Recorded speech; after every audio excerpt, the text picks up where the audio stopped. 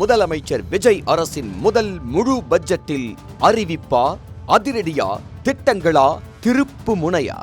2500 ரூபாய் உரிமை தொகை முதல் இலவச பேருந்து வரை தேர்தல் வாக்குறுதிகள் நிறைவேறுமா என தமிழ்நாட்டு மக்கள் எதிர்பார்ப்பில் காத்திருக்கின்றனர்.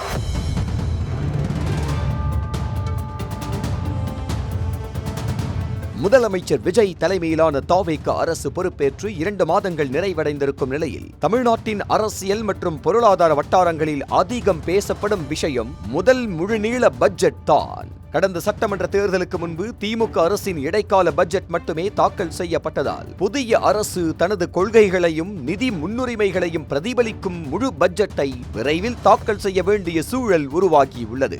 இதற்கான முதல் முக்கியமான கட்டமாக ஜூலை 16ஆம் தேதி காலை சென்னை தலைமைச் செயலகத்தில் அமைச்சரவை கூட்டம் நடைபெற உள்ளது.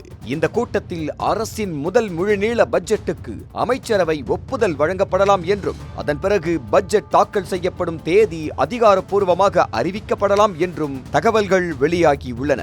இந்த பட்ஜெட்டின் மீது மக்களின் எதிர்பார்ப்பு அதிகரிக்க முக்கிய காரணம் தேர்தல் நேரத்தில் அளிக்கப்பட்ட பல முக்கிய வாக்குறுதிகள் தான்.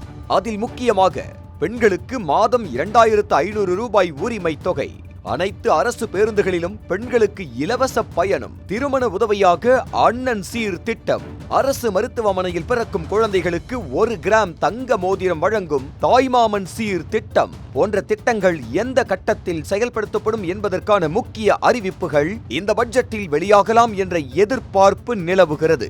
இந்த முறை பட்ஜெட்டில் வேலைவாய்ப்பு உருவாக்கம், தொழில் முதலீடுகளை ஈர்க்கும் திட்டங்கள், உள்கட்டமைப்பு மேம்பாடு, கல்வி, சுகாதாரம், வேளாண்மை, மாநில வருவாயை அதிகரிக்கும் நடவடிக்கைகள் ஆகிய துறைகளுக்கு அதிக நிதி ஒதுக்கீடு செய்யப்படலாம் என்று அதிகாரப்பூர்வ வட்டாரங்களில் எதிர்பார்க்கப்படுகிறது. கடந்த சில வாரங்களாக பல்வேறு துறைகளின் கோரிக்கைகள், திட்ட முன்மொழிவுகள் மற்றும் மாநிலத்தின் தற்போதைய நிதிநிலையை ஆய்வு செய்து நிதித்துறை அதிகாரிகள் பட்ஜெட் தயாரிப்பு பணிகளில் தீவிரமாக ஈடுபட்டு வருகிறார்கள். தமிழ்நாட்டின் புதிய அரசின் முதல் முழுநீள பட்ஜெட்டில் தேர்தல் வாக்குறுதிகள் நனவாகுமா? புதிய நலத்திட்டங்கள் வருமா? மக்களின் எதிர்பார்ப்பை பூர்த்தி செய்யுமா? இந்த கேள்விகளுக்கான முதல் பதில் ஜூலை 16 அமைச்சரவை கூட்டத்திற்கு பிறகு தெரிய வரும். அதுவரை தமிழ்நாட்டின் அரசியல் பார்வை முழுவதும் பட்ஜெட்டை நோக்கியே உள்ளது.